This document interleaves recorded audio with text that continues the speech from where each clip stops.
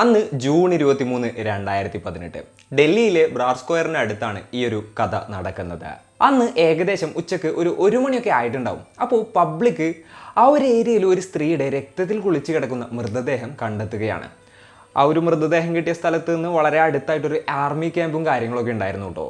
ഇത് കണ്ട നാട്ടുകാർ ഉടനെ തന്നെ പോലീസിനെ വിവരമറിയിക്കുകയാണ്. പോലീസുകാർ സ്ഥലത്തോട്ടെത്തി അവർ നോക്കുമ്പോൾ ഒരു ഹിറ്റ് ആൻഡ് റൺ കേസ് പോലെയാണ് അവർക്ക് തോന്നിയത്. അതായത് ഒരു സ്ത്രീ റോട്ടിൽ കിടക്കുന്നുണ്ട്, രക്തത്തിൽ കുളിച്ച് കിടക്കുകയാണ്. അപ്പോൾ ഏതെങ്കിലും ഒരു വണ്ടി വന്ന് തട്ടിയിട്ട് നിർത്താതെ പോയതായിരിക്കും എന്നുള്ളൊരു രീതിയിൽ ആ ഒരു കേസ് എടുത്തിട്ട് അവർ ഇൻവെസ്റ്റിഗേഷൻ സ്റ്റാർട്ട് ചെയ്യുകയാണ്. അപ്പോഴത്തേനും ഫോറൻസിക് ടീമും കാര്യങ്ങളൊക്കെ സ്ഥലത്തോട്ട് എത്തിയിട്ടുണ്ടായിരുന്നു. അവർ ഈ ബോഡിയും കാര്യങ്ങളൊക്കെ എക്സാമിൻ ചെയ്തപ്പോൾ ഇതൊരു ഹിറ്റ് ആൻഡ് റൺ കേസ് അല്ല എന്നുള്ളൊരു തരത്തിലുള്ള ഒരു കൺക്ലൂഷനിലോട്ടാണ് എത്തിയത്. കാരണം ആ സ്ത്രീയുടെ കഴുത്തിൽ നല്ല ഡീപ്പായിട്ടുള്ള വൂൺസ് ഉണ്ടായിരുന്നു. അപ്പോൾ കത്തി പോലുള്ള എന്തോ ഷാർപ്പായിട്ടുള്ള ഒബ്ജക്റ്റ് കൊണ്ട് കുത്തി കൊലപ്പെടുത്തിയതിന് ശേഷം ഇതൊരു ഹിറ്റ് ആൻഡ് റൺ കേസ് ആണെന്നുള്ള രീതിയിൽ വരുത്തി തീർക്കാൻ ഇതേപോലുള്ള ഒരു കാര്യങ്ങളൊക്കെ ചെയ്തതാണെന്നുള്ളൊരു തരത്തിൽ ഫോറൻസിക് ടീം പറയുകയാണ് ഉണ്ടായത്. സംഗതികളുടെ കിടപ്പുവശമൊക്കെ മനസ്സിലായപ്പോൾ ഇതൊരു ഹിറ്റ് ആൻഡ് റൺ കേസ് അല്ല, ഒരു കൊലപാതകമാണെന്നുള്ളൊരു കാര്യം തീർച്ചയാവുകയാണ്. അപ്പോൾ ആരാണ് ആ സ്ത്രീ? എന്താണ് ആ സ്ത്രീക്ക് സംഭവിച്ചത്? പോലീസുകാർ ഈ ഒരു കേസ് എങ്ങനെയാണ് സോൾവ് ചെയ്തത്? ഇത്തരത്തിലുള്ള കാര്യങ്ങളാണ് ഇന്നത്തെ വീഡിയോയിലൂടെ നമ്മൾ സംസാരിക്കാൻ പോകുന്നത്. Hello guys, welcome back to the channel. Razeen this side. അങ്ങനെ ഡൽഹി പോലീസ് പല ആംഗിളിലും ഈ ഒരു കേസ് അന്വേഷിക്കുകയാണ്. തെഫ്റ്റ് ആയിരുന്നില്ല ലക്ഷ്യമെന്നും അതുപോലെ തന്നെ സെക്ഷൽ അസോൾട്ട് നടന്നിട്ടില്ല എന്നും പോലീസിന് മനസ്സിലാവുകയാണ്. പോലീസിന്റെ ഏറ്റവും വലിയൊരു ചാലഞ്ച് ആ ബോഡി ഐഡന്റിഫൈ ചെയ്യാന്നുള്ളതായിരുന്നു. അങ്ങനെ ക്രൈം സീനിലെ ഫോട്ടോസും മറ്റുമൊക്കെ അടുത്ത എല്ലാ പോലീസ് സ്റ്റേഷനുകളിലോട്ടും അവർ ഫോർവേഡ് ചെയ്യുകയാണ്. അങ്ങനെ മണിക്കൂറുകൾ പിന്നിട്ടു. എന്നിട്ടും ഇത് ആരാണെന്ന് കണ്ടെത്താൻ പോലീസിന് സാധിച്ചില്ല. അന്നേ ദിവസം വൈകുന്നേരം ഒരു പോലീസ് സ്റ്റേഷനിലോട്ട് അമിത് ദ്വിവേദി എന്ന് പറയുന്ന ഒരാൾ ചെല്ലുകയാണ്. ആൾ തൻ്റെ വൈഫിനെ കാണാനില്ല എന്ന് പറയുന്ന ഒരു മിസ്സിംഗ് കംപ്ലൈൻറ്റ് കൊടുക്കാനായിരുന്നു പോലീസ് സ്റ്റേഷനിലോട്ട് പോയത്. വൈഫിനെ വിളിച്ചിട്ട് കിട്ടുന്നില്ല, അതുപോലെ തന്നെ എങ്ങോട്ടാണ് പോയതെന്ന് അറിയില്ല, കാണുന്നില്ല എന്നുള്ളൊരു കംപ്ലൈൻറ്റ് അയാൾ കൊടുക്കുകയാണ്. അപ്പോൾ തൻ്റെ വൈഫിനെ കുറിച്ചിട്ടുള്ള എന്താ പറയുക ഡിസ്ക്രിപ്ഷനും കാര്യങ്ങളൊക്കെ പോലീസിൻ്റെ അടുത്ത് പറഞ്ഞു, ഇങ്ങനെയൊക്കെയാണ്. അപ്പോൾ ഇത്തരത്തിലുള്ള കാര്യങ്ങളൊക്കെ കേട്ടപ്പോൾ പോലീസുകാർ ഈ ഒരു കേസുമായിട്ട് റിലേറ്റ് ചെയ്യണം. ഓക്കെ, ഇങ്ങനെയുള്ളൊരു ബോഡി അവിടെ നിന്ന് കിട്ടിയിട്ടുണ്ട്, അപ്പോൾ ഇതുമായിട്ട് റിലേഷൻ ഉണ്ടോ എന്നുള്ള ഒരു കൺഫ്യൂഷനിൽ പോലീസുകാർ ആ ക്രൈം സീൻ ഇമേജസ് ഇയാളെ കാണിച്ചു കൊടുക്കുകയാണ് ഉണ്ടായത്. ആ ഒരു ഫോട്ടോ കണ്ടപ്പോൾ ഈ അമിത് ആകെപ്പാടെ നെർവസ് ആവുകയാണ്. അത് തൻ്റെ ഭാര്യയാണോ എന്നുള്ളൊരു സംശയമുണ്ട് എന്നുള്ളൊരു കാര്യം അയാൾ പോലീസിനോട് പറയുകയാണ്. ഈ അമിത് ദ്വിവേദിയുടെ കാര്യം പറയാന്നുണ്ടെങ്കിൽ അയാൾ സാധാരണക്കാരനായ ഒരാളായിരുന്നില്ല. ആർമിയിലെ ഒരു മേജർ റാങ്കിലുള്ള ഒരു ഓഫീസറായിരുന്നു അദ്ദേഹം. ശൈലജ ദ്വിവേദി എന്നായിരുന്നു ആളുടെ വൈഫിൻ്റെ പേര്. അങ്ങനെ പോലീസുകാർ ആ ഒരു ബോഡി ഐഡൻറ്റിഫൈ ചെയ്യുന്നതിന് വേണ്ടിയിട്ട് അദ്ദേഹത്തെ കൊണ്ടുപോവുകയാണ്. ആ ഒരു ബോഡി കണ്ടിട്ട് അദ്ദേഹത്തിന് കരച്ചിലടക്കാനായിട്ട് സാധിച്ചില്ല. അപ്പോൾ ഇതൊരു മേജറിൻ്റെ വൈഫ് കൊല്ലപ്പെട്ടൊരു കേസാണ്. അപ്പോൾ ഇതൊരു ഹൈ പ്രൊഫൈൽ കേസാണ്. അതുകൊണ്ട് തന്നെ ഈ ഡൽഹി പോലീസിലത്തെ ഒരുപാടധികം ഉയർന്ന ഉദ്യോഗസ്ഥർ ആ ഒരു കേസിൽ ഇടപെടുകയാണ്.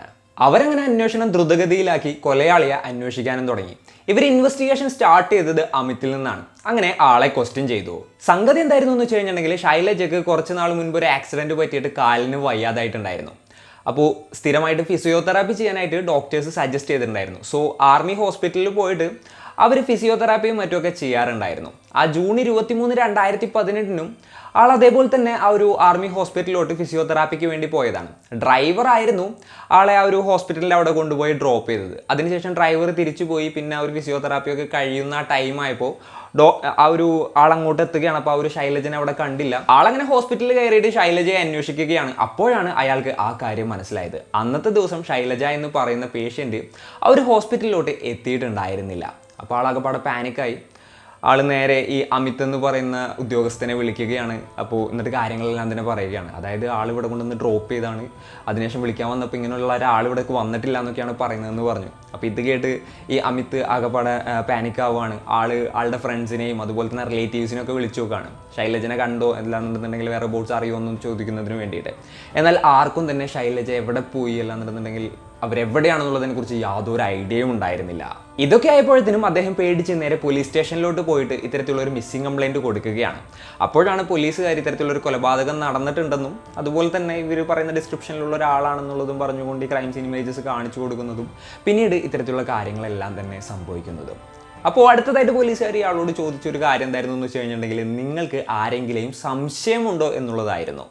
അപ്പോൾ ഇയാൾ ഒരു പേര് പറയുകയാണ്, മേജർ നിഖിൽ റോയ് ഹാണ്ട. അപ്പോൾ ഈ ഒരു നിഖിലിൻ്റെ കാര്യം പറയാന്നുണ്ടെങ്കിൽ ആൾ കുറേ നാളുകളായിട്ട് ശൈലജയെ ശല്യം ചെയ്യാറുണ്ടായിരുന്നു എന്നുള്ളത് അമിത് പറയുകയായിരുന്നു. ആളുടെ പോസ്റ്റിംഗ് മീററ്റിലായിരുന്നു. അപ്പോൾ പോലീസുകാർ ഇതിൻ്റെ പാരലായിട്ട് ആ ഹോസ്പിറ്റലിലത്തെ CCTV ഫുട്ടേജസും മറ്റുമൊക്കെ ചെക്ക് ചെയ്യുന്നുണ്ടായിരുന്നു. അപ്പോൾ പോലീസിന് കണ്ടെത്താനായിട്ട് സാധിച്ചെന്താണെന്ന് വെച്ച് കഴിഞ്ഞിട്ടുണ്ടെങ്കിൽ ഈ ജൂൺ 23-ന് ഡ്രൈവർ ഈ ശൈലജയെ ഡ്രോപ്പ് ചെയ്തിട്ടുണ്ടായിരുന്നല്ലോ. അതിനുശേഷം ശൈലജ ഇങ്ങനെ പോയിരുന്നു. അപ്പോൾ ഒരു എന്താ പറയുക, silver colour Honda city car ഇവരുടെ അടുത്ത് വരികയാണ്. അതിൻ്റെ ഉള്ളിൽ നിന്ന് ഒരാൾ ഇറങ്ങുകയാണ്. അതിനുശേഷം അവർ സംസാരിക്കുകയാണ്. അതിനുശേഷം ശൈലജയും ആ ഒരു കാറിലോട്ട് കയറുകയാണ്. അതിനുശേഷം ആ കാറ് പോകുന്നുണ്ട്. ഈ ഫുട്ടേജസും കാര്യങ്ങളൊക്കെ ഈ അമിതിന് കാണിച്ചു കൊടുത്തപ്പോൾ ആ ഫുട്ടേജസിലുള്ളത് ഈ നിഖിൽ എന്ന് പറയുന്ന വ്യക്തിയാണ് എന്നുള്ള കാര്യവും അയാൾ കൺഫേം ചെയ്യുകയാണ്. അങ്ങനെ പോലീസുകാർ നിഖിലിൻ്റെ ലൊക്കേഷനും കോൾ ഹിസ്റ്ററിയും കാര്യങ്ങളൊക്കെ ട്രേസ് ചെയ്യാനായിട്ട് തുടങ്ങി.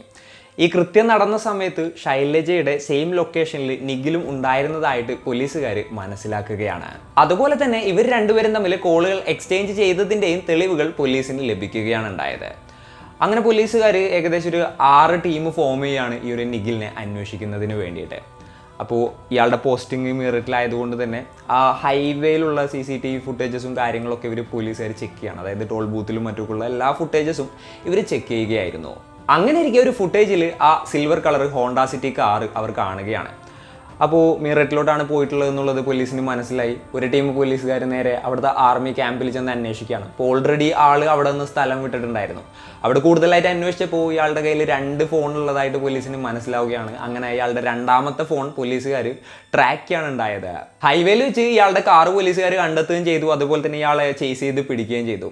എന്നിട്ട് ആളെ അറസ്റ്റ് ചെയ്ത് പോലീസ് സ്റ്റേഷനിലോട്ട് കൊണ്ടുവരികയാണ്. സ്റ്റാർട്ടിങ് ടൈമിൽ ഇയാൾ എല്ലാം തന്നെ നിഷേധിച്ചു. എനിക്ക് അറിയില്ല എന്നുള്ളൊരു കാര്യം ആൾ പറഞ്ഞു. ആ ഒരു സ്ത്രീയായിട്ട് എനിക്ക് വലിയ പരിചയമില്ല എന്നുള്ളൊരു തരത്തിൽ വരെ അയാൾ പറയുകയാണ്.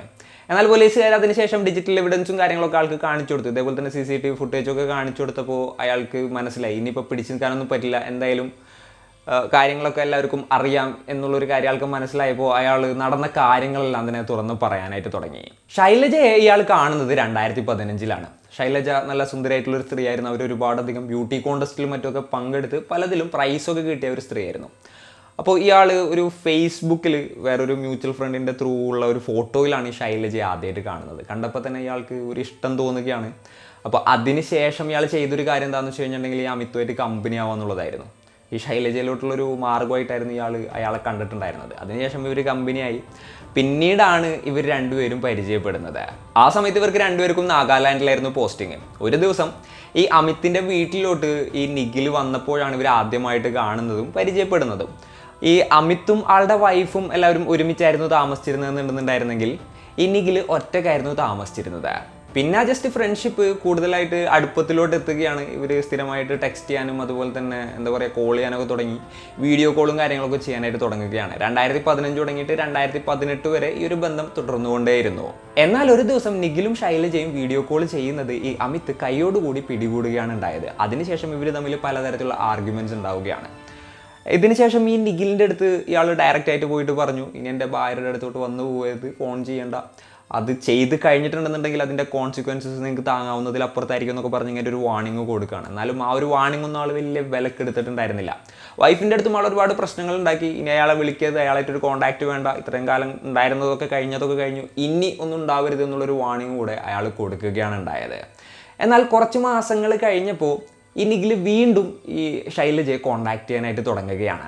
എന്നാൽ ശൈലജ നിഖിലിനെ അവോയ്ഡ് ചെയ്യാനായിട്ട് തുടങ്ങുകയാണ്. പിന്നീട് ആളെ കോളുകളൊന്നും എടുക്കാറുണ്ടായിരുന്നില്ല, എടുത്താൽ തന്നെ മര്യാദക്ക് സംസാരിക്കാറൊന്നും ഉണ്ടായിരുന്നില്ല. അപ്പോൾ 2018 ആ ഒരു ടൈമിലാണ് ഈ നിഖിലിന് മീററ്റിലോട്ട് പോസ്റ്റിംഗ് കിട്ടുന്നത്. അതേപോലെ തന്നെ ഇയാൾക്ക് ട്രാൻസ്ഫർ കിട്ടിയത്, അതായത് അമിതിന് ട്രാൻസ്ഫർ കിട്ടിയത് ഡൽഹിയിലുമായിരുന്നു. എന്നാൽ നിഖിലിന് ആ ഒരു റിലേഷൻഷിപ്പ് അത്ര പെട്ടെന്ന് ഒഴിവാക്കാനായിട്ട് സാധിച്ചില്ല. അയാൾ വളരെയധികം ഒബ്സസ്ഡ് ആയിരുന്നു. അപ്പോൾ ആൾ ശൈലജയെ കോൾ ചെയ്തിട്ട് പിന്നീട് പറഞ്ഞിരുന്നത്, നീ നിൻ്റെ ഹസ്ബൻഡിനെ ഡിവോഴ്സ് ചെയ്യും, നമുക്ക് ഒരുമിച്ച് കല്യാണം കഴിച്ച് ജീവിക്കാം, അങ്ങനെയുള്ള കാര്യങ്ങളൊക്കെ പറയുകയാണ്. ഈ നിഖിലിൻ്റെ കാര്യം പറയാന്നുണ്ടെങ്കിൽ ആൾ മാരീഡ് ആയിരുന്നു. അതുപോലെ തന്നെ ആൾക്ക് കുട്ടിയും കാര്യങ്ങളൊക്കെ ഉണ്ടായിരുന്നു. അപ്പോൾ ആളുടെ വൈഫുമായിട്ട് പർപ്പസ്ഫുള്ളി അടി ഉണ്ടാക്കാറുണ്ടായിരുന്നു. ഈ ശൈലജയുമായിട്ടുള്ള ഈ ഒരു റിലേഷൻഷിപ്പും കാര്യങ്ങളൊക്കെ ഉള്ളത് കൊണ്ട് തന്നെ പർപ്പസ്ഫുള്ളി അടി ഉണ്ടാക്കിയിട്ട് എന്താ പറയുക, വൈഫുമായിട്ടൊരു അകലം പാലിച്ചിട്ടുണ്ടായിരുന്നു. അതുപോലെ തന്നെ ഡിവോഴ്സ് വേണമെന്നുള്ള കാര്യങ്ങളൊക്കെ പറഞ്ഞിട്ടുണ്ടായിരുന്നു. അപ്പോൾ ഈ വൈഫിനെ ഡിവോഴ്സ് ചെയ്തിട്ട് ഇവരെ വിവാഹം കഴിക്കുക എന്നുള്ളതായിരുന്നു ആളുടെ ഒരു ആഗ്രഹം. എന്നാൽ ഇത്തരത്തിലുള്ള ഫോഴ്സിങ് കാര്യങ്ങളൊക്കെ വന്നപ്പോൾ ശൈലജ അതിൻ്റെ ഉള്ളിൽ നിന്ന് കംപ്ലീറ്റ് ആയിട്ട് ബാക്ക് ഓഫ് ചെയ്യാണ്. ഇയാളുടെ കോളുകളും മറ്റുമൊക്കെ റെസ്പോണ്ട് ചെയ്യുന്നത് പൂർണ്ണമായിട്ട് നിർത്തുകയാണ്. ആ ഒരു ടൈമിലാണ് ഇവരുടെ കാലിന് ഇതേപോലെ തന്നെ പരിക്ക് പറ്റുന്നതും അതുപോലെ തന്നെ ഫിസിയോതെറാപ്പിക്കായിട്ട് ആർമി ഹോസ്പിറ്റലിലോട്ട് സ്ഥിരമായിട്ട് പോകുന്നതും. അങ്ങനെ ഈ ഒരു വിവരം ഇയാൾ അറിയുകയാണ്. അങ്ങനെ ശൈലജയെ കാണുന്നതിന് വേണ്ടിയിട്ട് ഇയാൾ പലതവണ ഒരു ആർമി ഹോസ്പിറ്റലിലോട്ട് പോവുകയാണ് ഉണ്ടായത്. ഒരു മൈഗ്രെയിൻ പേഷ്യൻ്റായിട്ട് അഭിനയിച്ചിട്ടായിരുന്നു ആ ഒരു ഹോസ്പിറ്റലിലോട്ട് പോയിട്ടുണ്ടായിരുന്നത്. എന്നാൽ എത്രയൊക്കെ പോയിട്ടും ആ ഒരു സ്ത്രീയെ കണ്ടെത്താനായിട്ട് ആൾക്ക് സാധിച്ചില്ല. അതായത് അവർ വരുന്ന ആ ടൈം കറക്റ്റ് ആയിരുന്നില്ല. അതുകൊണ്ട് അയാൾക്ക് ആ ഒരു സ്ത്രീയെ കാണാനോ സംസാരിക്കാനോ സാധിച്ചില്ല. പിന്നീട് നിഖിൽ ചെയ്തത് എന്തായിരുന്നു എന്ന് വെച്ച് കഴിഞ്ഞിട്ടുണ്ടെങ്കിൽ ആളുടെ ഒരു പ്രശ്നമില്ലാത്ത മകനെ ആ ഹോസ്പിറ്റലിൽ കൊണ്ടുപോയി അഡ്മിറ്റ് ചെയ്യായിരുന്നു. എന്നിട്ട് ഈ മകൻ്റെ പ്രശ്നം പറഞ്ഞ ആൾ ലീവ് എടുത്തു, ആ ഹോസ്പിറ്റലിൽ വെയിറ്റ് ചെയ്തു ഷൈലജയെ കാണുന്നതിന് വേണ്ടിയിട്ട്. അങ്ങനെ വെയിറ്റ് ചെയ്ത് അയാൾ അവസാനം ആ ഒരു സ്ത്രീയെ കാണുകയാണ്, അവർ സംസാരിക്കുകയാണ്. വീണ്ടും ഇതേപോലെ തന്നെ ഹസ്ബൻഡിനെ ഡിവോഴ്സ് ചെയ്യാനായിട്ട് പറയുകയാണ് ഉണ്ടായത്.